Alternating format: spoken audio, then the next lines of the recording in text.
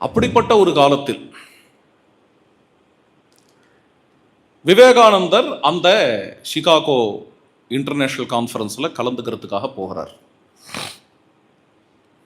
இது ரொம்ப வியக்கத்தக்க விஷயம். ஏன்னா அந்த நாளில் இருந்த அமெரிக்கா, இன்னைக்கு யுஎஸ்ஏ என்பது அந்த காலத்தை விட ஒரு பெரிய மனது உள்ளதாக இருக்கிறது. அந்த காலத்தில் உள்ள யுஎஸ்ஏவே வேற. எங்கேயாவது ஒரு பிரவுனை பார்த்தாலே ஒரு மாதிரி தவறான எண்ணத்தில் தான் பார்ப்பான், ஷூட் பண்ணுறது கூட வந்துடுவான். விவேகானந்தருக்கே 2-3 அனுபவங்கள், ஷூட்டிங் அனுபவங்கள் இருந்தன. ஒரு பிரவுனையோ அல்லது ஒரு கருப்பனையோ அல்லது ஒரு செவ்விந்தியனையோ கண்டாலே கூட பொறுக்க முடியாத ஒரு காலத்தில் எனக்கு தெரிந்தவரை முதல் இந்தியன் சிகாகோவுக்கு சென்று, மெக்சிகோவிலிருந்து ட்ரெயின் எடுத்துட்டு சிகாகோவுக்கு சென்று, அவருக்கு முன்பு இந்தியர்கள் யாராவது அமெரிக்கா போயிருக்கிறார்களா என்று எனக்கு தெரியாது, எனக்கு தெரிந்தவரை இல்லை. எனக்கு தெரிந்தவரை இந்தியர்கள் அமெரிக்காவுக்கு போவது என்கிறது ஏதோ ஒரு 1940கள் அப்படி தான் ஆரம்பித்தது. அந்த காலத்தில் ஒரே ஒரு இந்தியனாக, இந்தியன் என்றாலே மட்டம், மிகவும் கேடானவன் என்று நினைக்கக்கூடிய ஒரு மிகப்பெரிய சமூகம் இருக்கக்கூடிய நாட்டுக்குள்ள போய் அந்த நாட்டையே ஆண்டு விட்டு வந்திருக்கிறார் விவேகானந்தர். அவர் செய்த செயல் சாதாரண செயல் இல்லை. எந்த ஒரு தெய்வம் அவருக்குள்ள புகுந்து செய்ததோ, அந்த உள்ளிருந்து பொங்கும் அந்த ஒரு ஆன்மீகம், அவர் என்ன அப்படி என்ன அங்க பெரிதாக செய்த, நாட்டையே ஆண்டு விட்டு வந்திருக்கிறார்னா காப்பர்னிக்கஸ் மாதிரி ஆண்டாரா? காப்பர்னிக்கஸ்ங்கிறேன், அவர் பேர் என்ன, கொலம்பஸ் மாதிரி ஆண்டாரா? அல்லது வாஸ்கோடகாமா மாதிரி ஆண்டாரா? நாட்டையே ஆண்டு விட்டு வந்திருக்கிறார் என்பதற்கு என்ன பொருள் என்றால், நாட்டையே அன்பினால் ஆண்டு விட்டு வந்திருக்கிறார், ஆதரத்தால் ஆண்டு விட்டு வந்திருக்கிறார், ஆன்மாவால் ஆண்டு விட்டு வந்திருக்கிறார். சிகாகோ அட்ரஸ் என்று சொல்லுவார்கள். முதல்ல எடுத்த உடனேயே அங்க ஒவ்வொன்றுமே உலகம் உவப்பே என்பதற்கு விளக்கம்தான். சிகாகோ அட்ரஸை பார்த்தீர்களாகில் உலகம் உவப்ப என்கிற சொல்லின் விளக்கமாக சிகாகோ அட்ரஸ் இருக்கிறது. ஒரு 2-3 லெக்சர் இருக்கிறது சிகாகோ அட்ரஸே. அதை எடுத்துக்கொள்ளுங்கள்.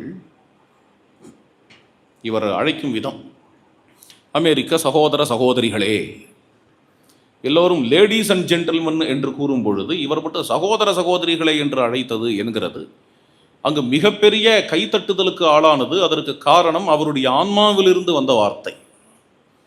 வெறும் உதடுகளால் வந்த வார்த்தையாக இருந்தால், அவர் சகோதர சகோதரிகளேன்னு கூவி இருந்தாலும் யாரும் கைத்தட்டி இருக்க மாட்டார்கள். அது அவர்களை ஈர்த்தது, ஏனெனில் அதில் ஒரு உண்மை இருந்தது. அவர் சகோதர சகோதரிகளை என்று அழைக்கும் பொழுது அதில் ஒரு உண்மை இருந்தது. அதோடு நிறுத்தல, சகோதர சகோதரிகளை மட்டும் இல்லை, அடுத்தவர் இப்பொழுது நாம் எப்படி சந்தியாவந்தனத்திலிருந்து ஆரம்பித்தோமோ அது மாதிரி அவரும் அதிலிருந்து ஆரம்பிக்கிறார். நாம் தினமும் சந்தியாவந்தனத்தில் சொல்லக்கூடிய ஸ்லோகமாவது சர்வதேவ நமஸ்காரா கேசவம் பிரதிகச்சதி. இதுதான் முதல் கொட்டேஷன், விவேகானந்தருடைய கொட்டேஷன் என்று நாங்கள் நினைக்கிறோம். எங்கு யார் எந்த தெய்வத்தை வழிபட்டாலும் அது ஒரே தெய்வத்தை போய் அடைகிறது என்று பார்க்கக்கூடிய பண்பு உடையவர்கள் நாங்கள் சமயங்களின் தாயாக இருக்கக்கூடிய எங்களுடைய ஹிந்து தர்மத்தின் பெயரால் உங்கள் எல்லோருக்கும் வாழ்த்து தெரிவிக்கிறோம்.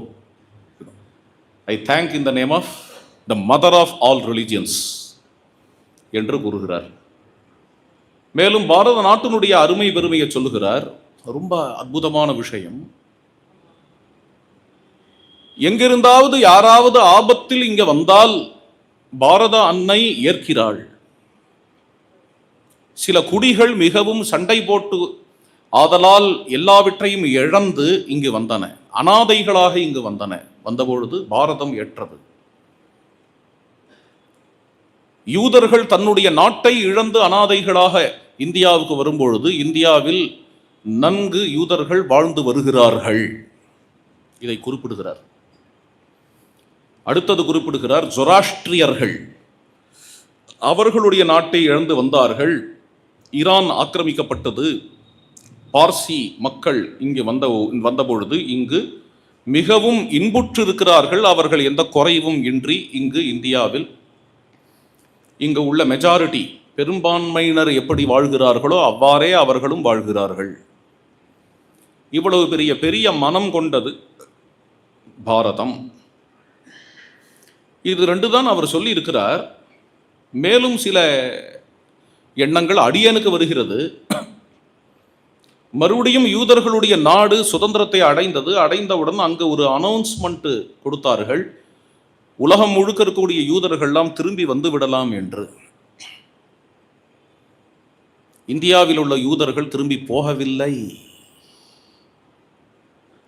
அவர்கள் சொன்னார்கள், இந்தியாவிலேயே நாங்கள் நன்குதான் இருக்கிறோம், இதுவே எங்களுடைய தாய் நாடாகத்தான் இருக்கிறது, நிம்மதியாக இருக்கிறோம் என்று கூறிவிட்டார்கள். அந்த அளவுக்கு இந்தியா யூதர்களுக்கு பார்சிகளுக்கு இடம் கொடுத்து வாழ வைத்திருக்கிறது, வாழ வைக்கும் இந்தியா. விவேகானந்தர் காலத்தில் நடக்காத ஒரு விஷயம், அதை இங்கு சேர்க்கிறேன். பௌத்தர்களில் முக்கியமான துறவி பாண்டிஃப் மடாதிபதி என்பவர் திபெத்தினுடைய தலைலாமா, திரு தலைலாமா அவர்கள். திபெத்தை சைனா கைப்பற்றியது. திரு தலைலாமா அங்கு இருக்க முடியவில்லை. சைனாவிற்கு கீழ் அதிகாரம் வந்தால் என்ன ஆகும் என்று நமக்கு தெரிந்த விஷயம்தான், நான் விளக்க வேண்டும் என்ற அவசியம் இல்லை. அங்கு வெளிப்படையாக சமயங்களை கடைபிடிக்க முடியாது என்கின்ற நிலை. பௌத்தர்களுடைய முக்கியமான மடாதிபதியாக இருக்கக்கூடிய திரு தலைலாமா, சரி நமக்கு திபெத்து இல்லை, வேறு எங்கு போகலாம் என்று யோசிக்க வேண்டும். ஏதாவது ஒரு பௌத்த நாடை தேர்ந்தெடுத்திருக்க வேண்டும். ஸ்ரீலங்காவிற்கு போயிருக்கலாம், தாய்லாந்துக்கு போயிருக்கலாம். பௌத்த நாடாகவும் இருந்து, நம்மை விட முன்னேறிய நாடாகவும் இருந்து, நம்மை விட வசதியான நாடாகவும் இருக்கக்கூடிய ஜப்பானுக்கு போயிருக்கலாம். ஆனால் அவர் இந்தியாவை தேர்ந்தெடுத்தார் வாழ்வதற்கு. எதனால எனக்கு தெரியல, கேள்வி கேட்கிறேன். ஏதோ காரணம். அதாவது மற்ற நாடுகளை விட, மற்ற பௌத்த நாடுகளை விட, நம்மை விட முன்னேற்றம் கண்ட வசதி கொண்ட மற்ற பௌத்த நாடுகளை விட இந்த இந்து நாடான இந்தியா அவருக்கு இனிக்கிறது. ஆதலால் இந்தியாவில் எழுந்தருளி இருக்கிறார் திரு தலைலாமா. இதெல்லாம் நாம் காணும் பொழுது இந்தியா எவ்வளவு ஒரு பெரிய மனம் கொண்டதாக இருக்கிறது என்று புரிகிறது. இந்தியாவுக்கு இவ்வளவு பெரிய மனம் என்கிறது தற்செயல் இல்லை, கோயின்சிடென்டல் இல்லை. பின்பு என்ன என்றால், இங்கு வாழக்கூடிய மக்கள் கடைபிடிக்கும் சமயம். அதை தான் விவேகானந்தர், நமக்கெல்லாம் தெரியாது, நமக்கு நம்மையே கொண்டாடிக்க தெரியாது. தலையில்லாமா இங்கே வந்து வாழ்கிறாருங்கிறது அடியன் சொன்ன உடனே தான் யோசிப்போம், ரைட்டு தானே? இல்லை இல்லாத போனா ரொம்ப சகஜமா அப்படித்தானே இருக்கும், அதுதானே, அது சகஜமாக எடுத்துக்கொள்வோம். இதில் என்ன பெரிய விஷயம் இருக்கு என்று எடுத்துக்கொள்வோம். இவ்வளவு பெரிய மனம் படைத்தவர்களாக இந்தியர்கள் இருப்பதற்கு காரணம் இங்க உள்ள மக்களுடைய பண்பாடு, சமயம். இது முக்கியமான விஷயம். அது என்ன சமயம் என்றால், உலகம் உவப்ப வாழுதல், உலகம் உவப்ப இருத்தல் என்பதுதான். அந்த செய்தியை சுவாமி விவேகானந்தர் சிகாகோவுக்கு கொண்டு போகிறார். அடுத்த லெக்சரில் சிகாகோவிலேயே இதையே அழகாக வளர்க்கிறார். வளர்த்து மேலும் என்ன கூறுகிறார் என்றால், கணற்று தவளைகளாக இருக்கக்கூடாது என்பதற்கான ஒரு அழகிய கதை, நம்முடைய வேதாந்தத்திலேயே வரக்கூடிய கதை தான். அதையே ராமகிருஷ்ணரும் சொல்லுகிறார், அதை விவேகானந்தர் அங்கு காட்டுகிறார். மூன்றாவது விஷயம் எடுத்து காட்டுகிறார். உலகத்தில் பாவம் என்பது மேலோட்டமான விஷயம்தான். பாவங்களை கடந்து ஆதாரமாக இருக்கக்கூடிய ஆன்மா என்பதை பாவி என்று கருதுதல் மிகவும் பெரிய பாவம். ஆன்மா ஞானமயமானது, ஆன்மா உணர்வு மயமானது, சின்மயமானது. அப்படிப்பட்ட ஆன்மாவையே பாவி என்று கூறிவிட்டால் அது எங்கு கொண்டு போய் விடும் என்கிறதை எடுத்தார். இங்குதான் முதலில் உலகம் உவப்பே என்று ஆரம்பித்தவர் இதற்கு அடுத்தது வேதாந்தத்திற்கு வருகிறார். ஏன்னா வேதாந்தம் என்பது உலகம் உவப்பே என்பதற்கு ஆதாரமாக இருக்கக்கூடிய விஷயம். முன்னாடியே சொன்னேன் இல்லையா, எல்லா இடத்துலையும் ஆன்மா இருக்குங்கிறதுக்கு என்ன அர்த்தம் என்றால் எல்லோரையும் மதிக்கணும், எல்லாரிடத்துலையும் அன்பு காட்டணும்னு அர்த்தம்.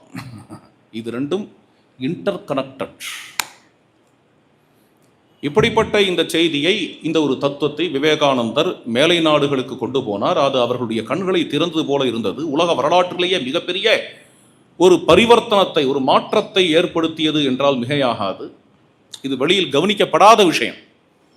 விவேகானந்தரால் உலகத்திற்கு என்ன மாற்றம் ஏற்பட்டது என்பதையே ஒரு வாரம் சொல்ல வேண்டிய விஷயம். அது கவனிக்கப்படாத விஷயம். பல்வேறு துறைகளில் விவேகானந்தர் கொண்டு போன வேதாந்தத்தால் ஏற்பட்ட மாற்றங்கள், விவேகானந்தர் இருப்பதற்கு முன்னாடி இருந்த உலகம் வேறு, விவேகானந்தர் வந்ததுக்கு அப்புறம் உள்ள உலகம் வேறு, விவேகானந்தருக்கு முன்னாடி இருந்த இந்து சமயம் வேறு, இப்பொழுது விவேகானந்தர் வந்ததுக்கு அப்புறம் உள்ள இந்து மதத்தில் உள்ள புத்துணர்ச்சி என்பது வேறு என்கிறதெல்லாம் நாம் ஆச்சரியமாக பார்க்கிறோம். இது பெரிய டாபிக், அதுக்குள்ள நான் போகலை. அதுக்குள்ள போனோம்னா அப்புறம் அதுலேயே தான் போயிட்டு இருக்கோம். இப்போ எதுக்காக இந்த விவேகானந்தரை இங்கே கொண்டு வந்தீர்கள்? சில பேர் கேட்கலாம், என்னையா அது சங்க இலக்கியத்துக்கும் விவேகானந்தருக்கும் என்னையா சம்பந்தம்? சங்க இலக்கியத்தில் உலகம் உவப்பேங்கிற சொல்ல வளர்க்கறதுக்கு தமிழில் 1000 உதாரணம் இல்லையா? எங்கேருந்து விவேகானந்தர் வந்தார்? தமிழர்களிடமிருந்து வந்தார் அவர். விவேகானந்தருடைய உள்ளத்தில் உள்ள உலகம் உவப்பே என்கிற தத்துவம், அதை கண்டு இது நம் தத்துவம் என்று கருதிய தமிழர்கள், ராமநாதபுரம் மன்னர், அவராவது மன்னர், சென்னையில் எங்கேயோ இருக்கக்கூடிய ஏதோ ஒரு அழசிங்க பெருமாள், அழகிய சிங்க பெருமாள், அவர்கள்லாம் அழசிங்க பெருமாள் எழுதுவா, அதுக்கு அப்படியே வந்துருத்தது. விவேகானந்தர் அப்படிதான் சொல்லுவார். அல்லது இது மாதிரியான ஏழை பாழைகள், அழசிங்க பெருமாள் முதலிய ஏழை பாழைகள் இருந்து ஆரம்பித்து அந்த ராமநாதபுரம் மன்னர் வரைக்கும் இவர்கள் எல்லோருக்கும் உள்ளத்துல உள்ள ஒரு ஆர்வம் என்ன அப்படின்னு, அடாடா சிகாகோவில் இன்டர்நேஷனல் ரிலீஜியஸ் கான்ஃபரன்ஸ் நடக்கிறதே, எல்லா சமயங்களும் ஒன்று கூறக்கூடக்கூடிய ஒரு சமயம் ஆயிற்றே, இந்த சமயத்தில் நம்முடைய விவேகானந்தர் அங்கே போய் பேசணும். என்ன, விவேகானந்தர் ஒரு பெரிய தவ வடிவம். ராமகிருஷ்ணர் பல வருடங்கள் எத்தனை ஆன்மீக சாதனைகள்லாம் தன்னுடைய உள்ளத்திலும் உடலிலும் அனுஷ்டித்து காட்டினாரோ, அதன் மூலமாக பல அனுபவங்களையும் உண்மைகளையும் கண்டாரோ, அது எல்லாத்தினுடையும் ஒரே வடிவமாக இன்று எழுந்தருளி இருக்கக்கூடிய விவேகானந்தர். இந்த விவேகானந்தர் அங்கு சென்று உண்மையை உணர்த்த வேண்டும் என்கின்ற விருப்பம் யாருக்கு வந்தது? தமிழர்களுக்கு வந்தது. அந்த தமிழர்களுக்கும் விவேகானந்தருக்கும் என்னதான் சம்பந்தம்? எதனால இந்த இப்படி ஒரு இது வந்தது? அவர் ஏதோ ஒரு பெங்காலி, அவர் எப்போ நம்முடைய பங்காளியானார்? பெங்காலி தானே என்கின்ற எண்ணங்கள்லாம் இருக்கலாம். இதெல்லாம் ரொம்ப வெளிப்படையான கண்ணோட்டத்தில் வாட்டர் டைட் கம்பார்ட்மெண்ட்ஸாக நாம் நம்மையை புரிந்து கொண்டு பார்த்து கேட்கக்கூடிய கேள்விகள்.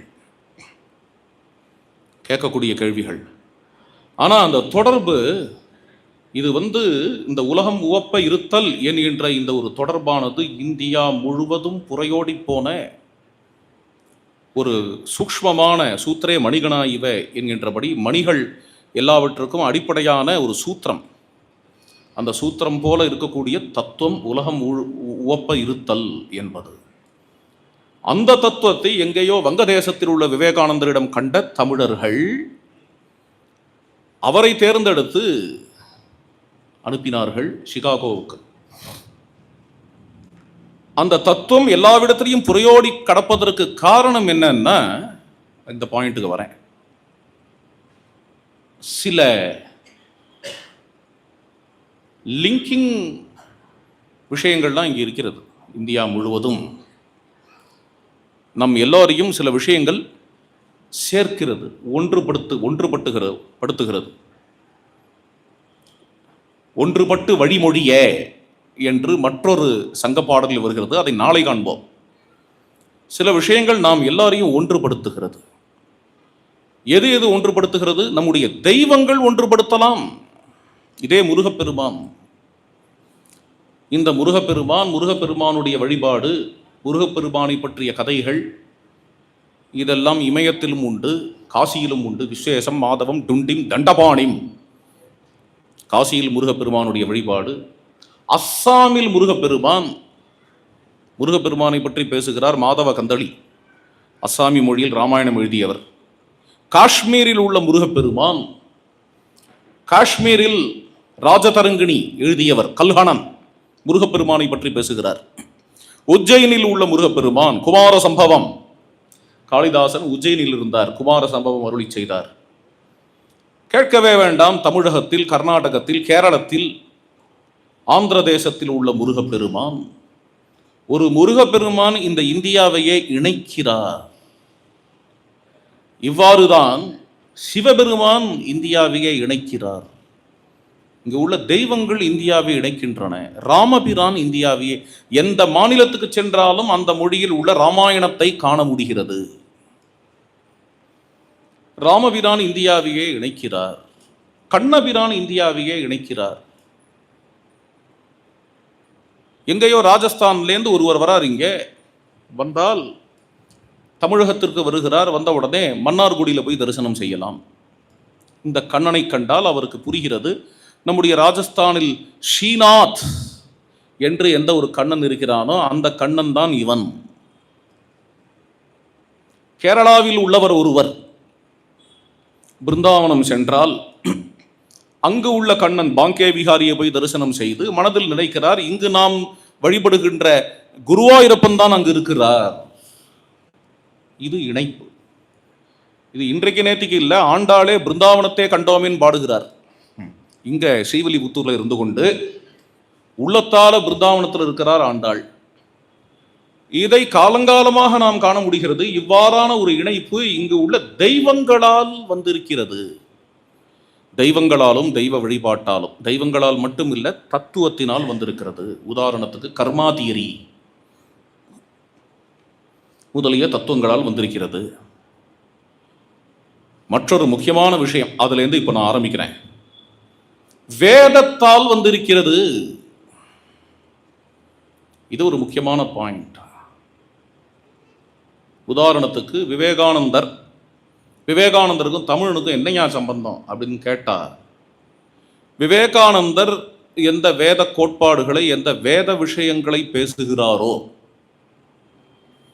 சில சமயம் வேதத்தில் உள்ள மந்திரங்களை விளக்குகிறார்.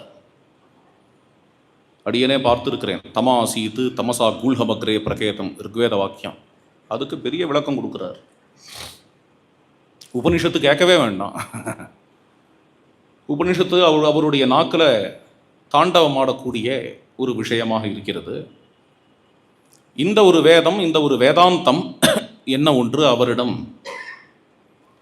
காண்கிறோமோ அந்த வேதத்தை பின்பற்றியவர்கள் தமிழர்கள். இதுதான் விவேகானந்தருக்கும் தமிழர்களுக்கும் உள்ள லிங்க். சில வருடங்கள் முன்னாடி ஒரு புத்தகம் வெளியானது, பிரேக்கிங் இந்தியா, கேள்விப்பட்டிருக்கலாம் நீங்கள். திரு ராஜீவ் மல்ஹோத்ரா அப்புறம் திரு அரவிந்தன் நீலகண்டன் இவர்கள் இருவரும் சேர்ந்து எழுதியது. பிரேக்கிங் இந்தியாங்கிற வார்த்தை, பிரேக்கிங் ஃபோர்ஸஸ் ஆஃப் இந்தியா, இது ரொம்ப அந்த சமயத்தில் பிரபலமாச்சு அந்த வார்த்தை. அடியனுக்கு தோன்றியது, இது மாதிரி linking forces of India, linking forces of இந்தியான்னு ஒன்று இருக்கும் இல்லையா, அதை தானே பிரேக் பண்ண சில பேர் வந்து முயற்சி எடுக்கிறார்கள். லிங்கிங் ஃபோர்ஸஸ் ஆஃப் இந்தியா என்னன்னு இப்படி யோசனை பண்ணேன். அதில் தான் இது எல்லாத்தையும் சொல்லிட்டு வரேன். இது என்ன, ராமன், கண்ணன், சிவபெருமான், அம்பாள், முருகன், இதுக்கு மேலே தத்துவங்கள், கர்மா தியரி, அப்புறம் வேதம். வேதம் வேதம் வேதம் என்று ஒன்று இமயத்திலிருந்து கன்னியாகுமரி வரைக்கும் எல்லாவிடத்திலும் கூறப்படுகின்றது.